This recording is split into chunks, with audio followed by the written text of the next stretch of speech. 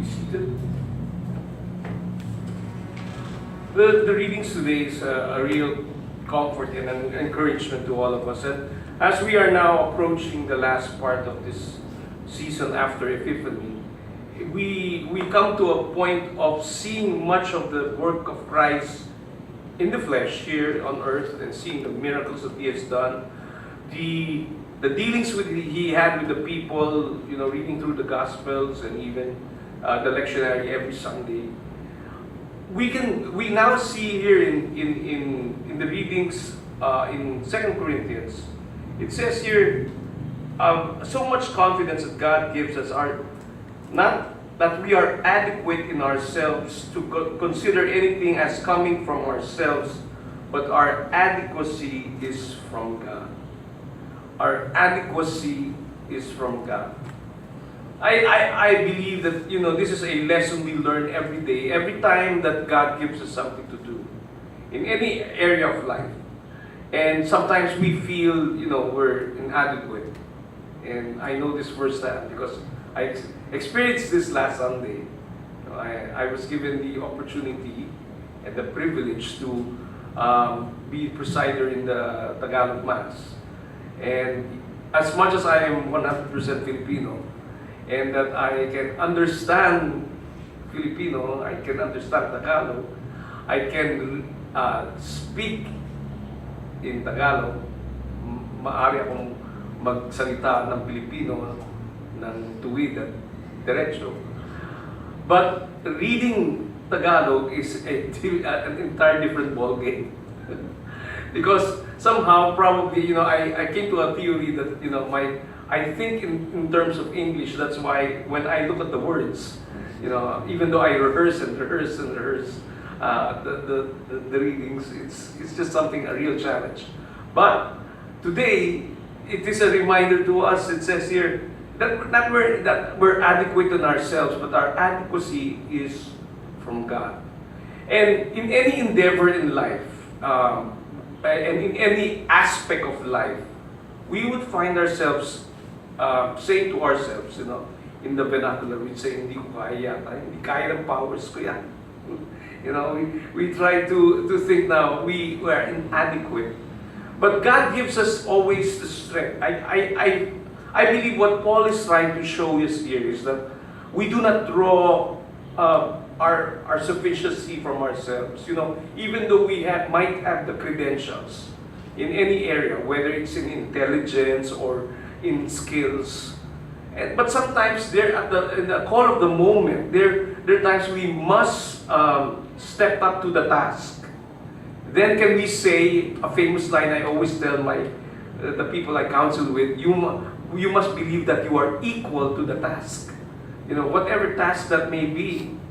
And even though we might have the sufficiency in that, Paul reminds us that our adequacy is not of ourselves, but our adequacy is of Christ. And he continues on to say, about the law and all that it is. But now in the Spirit, the Spirit gives like a revelation that has been hidden throughout the ages is now manifested, Christ in you, the hope of glory. And His Spirit now is dwelling among us. And the lessons of Pentecost is a reality that we still barely scratch the surface of seeing what it is to have the Holy Spirit work through our lives. Knowing again that our sufficiency is not of God.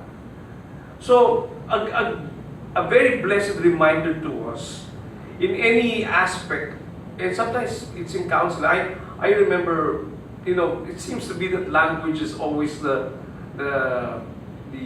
situation that I get in, it's in communication.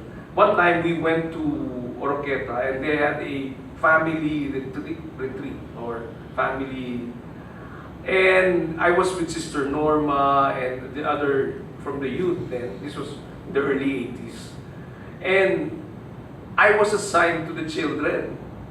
So sabi ko, kaya-kaya ko yan, children. And in that time, in the cathedral, in Christian Life Fellowship, we were multitasking. We had many ministries, and somehow I was in music, I was in CTC, I was in various other ministries. I was even in children. They made me a Santa Claus one time. That wild. So I had the background of being in children. So I went to the children, only to find out that these children do not understand Tagalog. So, in as much as I try to communicate to them, it became silent movies. Because I was trying to communicate with them and they don't understand, much Tagalog. Even though I tried to explain to them, they were just like looking at me. But again, this is where the Spirit of God, and just relying that the communications is through the Spirit still. And I made it in one piece in that session where I was assigned to the children. Again, those things are our adequacy is of God, and this serves as an encouragement to all of us as we walk through the rest of these days of the last part of after Epiphany. We enter into the solemn season of Lent. May we truly cultivate this reality, knowing that the Spirit resides in us, and anything that comes our way, we will know we will be equal to the task that God gives us. And even though we do not have the credentials and the training, but because of sometimes we just have to step up to the moment where it is required, we will be able to accomplish the task, because it's no longer I who lives, but Christ who lives in me. Please stand.